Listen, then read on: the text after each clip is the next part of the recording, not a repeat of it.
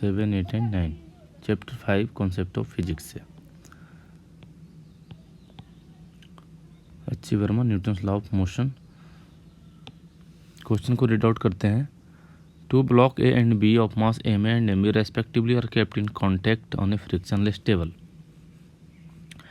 तो यहाँ पे आप एक फ्रिक्शनलेस टेबल एज्यूम कर लीजिए, ठीक है। इस तरह से एक फ्रिक्शनलेस, चलिए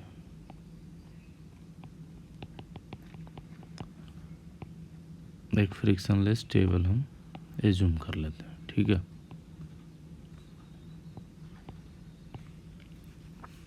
जिस पे 2 ब्लॉक्स है ए और बी 2 ब्लॉक्स ले लेते हैं।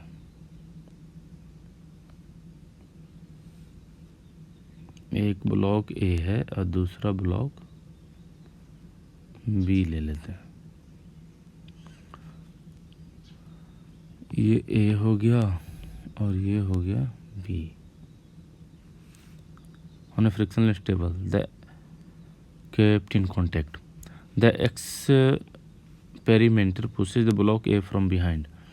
अब ब्लॉक ए को इसको यहाँ से पुश किया जा रहा है, so that the blocks accelerate, और ये दोनों ब्लॉक एक्सेलरेट होगा। If the block A exert a force F on the block B, तो B का अगर हम यहाँ पे FBD बनाएं तो फ्रिक्शनलेस है। देखिए इस पे क्या होगा, नॉर्मल कॉन्टैक्ट फोर्स अपवर्ड, इसका वेट एम बी है ना, एम बी जी डाउनवर्ड, और इस पे कोई फोर्स नहीं है। लेकिन ये क्या कर रहा है, the block exert force F on block B, ये फोर्स एफ एग्जर्ट कर रहा है। कौन? Force exerted by block A exert force on the block, force exerted by A on block B, तो वो दिया हुआ है एफ, ठीक है। इस पे ये फोर्स लगा रहा है। What is the force exerted by the experimenter on a, तो इस पे ये कितना फोर्स लगाया आपको पता करना। चलिए हम मान लेते हैं एक्सपेरिमेंटर ने लगाया F0 फोर्स, F0 फोर्स, ठीक है। तो देखिए कि ब्लॉक ए ब्लॉक बी पे कब फोर्स लगाएगा, जब दोनों कांटेक्ट में रहेंगे, ठीक है। तो इसका मतलब है कि आपको इसका सॉल्यूशन स्टार्ट करना पड़ेगा कि A plus B taken as a system, taken as a system, तब देखिए क्या हो जाएगा, from Newton second law.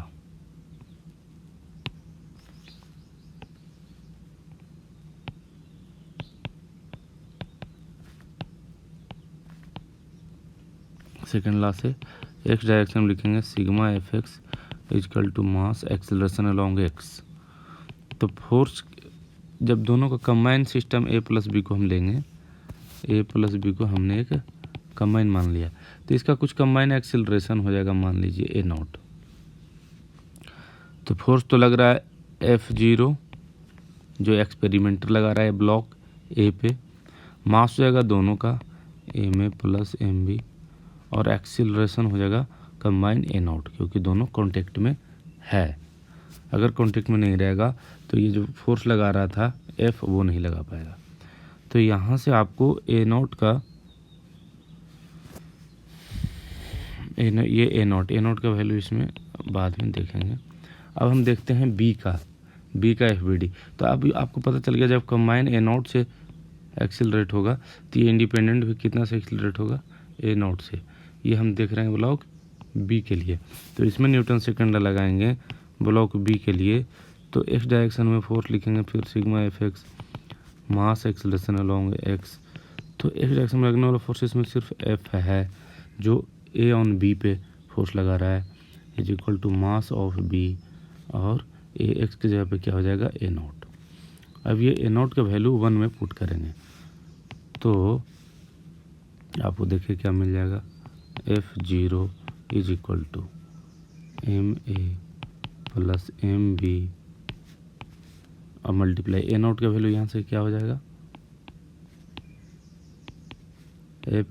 By M B. तो ए नोट का value F by M B यहाँ पर पुट करेंगे तो एम बी डिवाइड करेगा अंतर में, तो हो जाएगा एफ बाई एम बी। इसको थोड़ा आप सॉल्व कर लीजिए, थोड़ा सिंप्लीफाई कर लीजिए तो आपको आंसर मिल जाएगा कि जो एक्सपेरिमेंटल फोर्स लगाएगा एफ नॉट उसका वैल्यू हो जाएगा। तो ये जो बी है ये बी से इधर डिवाइड करेंगे तो M A by M B और ये 1 हो जाएगा, तो आंसर मिलेगा F of 1 plus M A by M B. ये हो गया आपका आंसर। ठीक है, अब देखते हैं क्वेश्चन नंबर 8। कहता है rain drop of radius 1 mm and mass 4 mg are fallen with a speed. एक रेन ड्रॉप है, इस तरह से हमने एक रेन ड्रॉप ले लिया जिसका मास दिया हुआ है और जिसका रेडियस दिया हुआ है। तो मास कितना दिया हुआ है 4 मिलीग्राम, 10⁻³ ग्राम, फिर 10⁻³ कीजिए तो हो जाएगा kg। रेडियस 1 mm है, रेडियस 1 mm है तो 1 10⁻³ अब ये हो गया मीटर में। ठीक, विथ स्पीड, ये कुछ स्पीड से फॉल कर रहा है 30 मीटर पर सेकेंड, 30 मीटर पर सेकेंड से। ठीक है, हाँ, on the head of a bald person, और ये जो रेन ड्रॉप है ये गिर जाता है कोई बेल्ड पर्सन के हेड पे। ठीक है, अब गिर गया तो देखिए क्या होगा, splash on the head and come to the rest. और ये क्या करता है कि इस पे स्प्लाश करता है फिर थोड़ी देर बाद रेस्ट हो जाता है। तो ये कुछ इस तरह से थोड़ा सा आगे की ओर मोशन किया होगा। अब मान लीजिए कि यहाँ पे आके ये ड्रॉप क्या हो गया, रेस्ट में होगा। यहाँ इसके पास स्पीड था कुछ, लेकिन यहाँ पे वो 0 हो गया। Assuming equivalently that the drop cover a distance equal to their radii. तो ये कितना डिस्टेंस ट्रेवल किया, जितना इसका रेडियस है r, इसके सेंटर और इसके सेंटर के बीच r डिस्टेंस है, जो इसका रेडियस था r, उतना ही ट्रेवल किया, रेस्ट में आ गया। Estimate the force exerted by each drop on the head.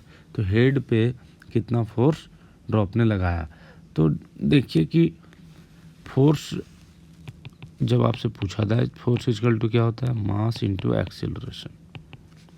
मास तो ड्रॉप का पता है, ड्रॉप का एक्सेलरेशन पता चल जाए तो ये पता चलेगा कि कितना फोर्स लग गया। ठीक है, और यहाँ पे क्या होगा, डी एक्सेलरेशन होगा। तो force exerted by the each drop on the head होगा, क्योंकि ड्रॉप के मोमेंटम में चेंज आ रहा है, ड्रॉप जो है डी एक्सेलरेट हो रहा है। ठीक है, तो एक्सेलरेशन निकालने के लिए देखिए ड्रॉप का एक्सेलरेशन देखना है तो ड्रॉप के पास क्या था, इनिशियल स्पीड था, फाइनल क्या था 0 था, और कुछ हाँ डिस्टेंस इसने ट्रेवल किया। तो ये 3 पैरामीटर आपके पास है, इससे एक्सेलरेशन या डी एक्सेलरेशन पता कर सकते हैं। तो इक्वेशन ऑफ मोशन यूज करें, v² बराबर u² प्लस 2as, जहाँ s क्या है डिस्टेंस, और ये फाइनल स्पीड, इनिशियल स्पीड, और ये एक्सेलरेशन या डी एक्सेलरेशन। तो फाइनली क्या हो रहा है 0 का स्क्वायर, इनिशियल क्या है 30 का स्क्वायर, और 2 एक्सेलरेशन या डी एक्सेलरेशन पता चल जाएगा, और s क्या है r के बराबर। तो यहाँ से आपको क्लियरली पता चल गया कि a is equal to -u²/2r, the acceleration हो गया। तो इसीलिए फोर्स कितना होगा, therefore required force exerted by each drop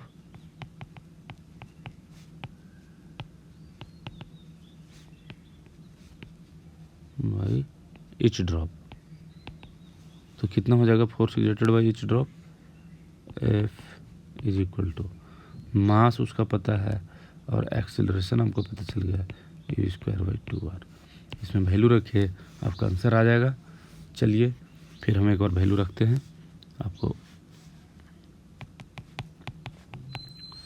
मास कितना है 4 × 10⁻³ इंटू 10⁻³ u² मतलब 30 का स्क्वायर 339 और 10 का स्क्वायर बाई 2, r कितना है 1 × 10⁻³ अब इसको सोल्व कीजिए। तो ये 2 से 2 हो जाएगा कैंसिल आउट, तो आपके पास कितना बचा, 9 इंटू हो गया 18, 18। ठीक है, 10⁻³ 10⁻³ तो आपका कितना बचा, ये -3 है, ये 2 है, तो 10⁻⁻1 बचा, मतलब 1.8 न्यूटन ये आपको हो जाएगा आंसर। ठीक है, चलिए अब आते हैं क्वेश्चन नंबर 9 पे। कहते हैं पार्टिकल ऑफ मास इतना kg 0.3 kg subjected to a force F equal to -kx with k equal to इतना, what will be its initial acceleration if it is release from a point x equal to 20 cm।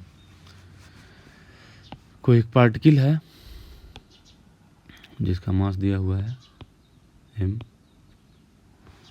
Subjected to a force, इस पे एक force लगाया जा रहा है, इस पे एक फोर्स लगाया जा रहा है। ठीक है, F, तो F क्या है, -kx के बराबर है, मतलब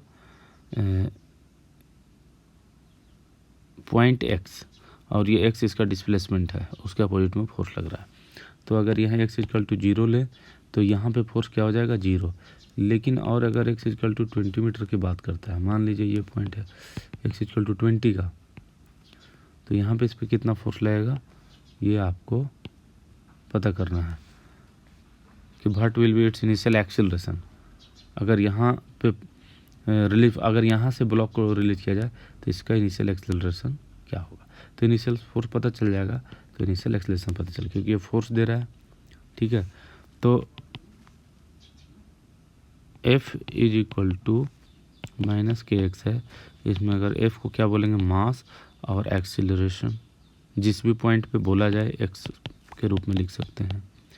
तो यहाँ से आपको मिल गया कि किसी भी पॉइंट x पे एक्सेलरेशन कितना हो जाएगा, -k/m × x। तो अगर तुम्हें पूछा क्या जा रहा है फॉर x इक्वल टू 20 के लिए, तो हमें मिल जाएगा 820 इक्वल टू -k का वैल्यू कितना है, 15 न्यूटन पर मीटर, m कितना है 0.3 kg। ठीक है, इंटू x कितना है 20। अब इसको थोड़ा सिंप्लीफाई कीजिए, तो 0.3 ऊपर जाएगा 150 हो जाएगा, ये हो जाएगा 50।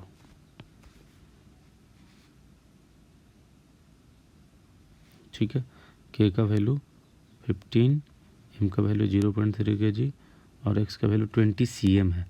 तो cm मतलब 10⁻⁻², ये हो गया मीटर। अब इसको सोल्व कर लीजिए तो आपका आंसर आ जाएगा। अब 10⁻² है तो ये -2, 2 0 है, यहाँ से ये इसको कैंसिल कर देगा, 5 × 2 हो गया 10 न्यूटन। ये हो गया इसका आंसर। तो आपको हमारा वीडियो कैसा लगा ज़रूर बताइए। हमारे चैनल को सब्सक्राइब कीजिए, शेयर कीजिए और कमेंट कीजिए। कोई क्वेश्चन हो तो ज़रूर हमें बता सकते।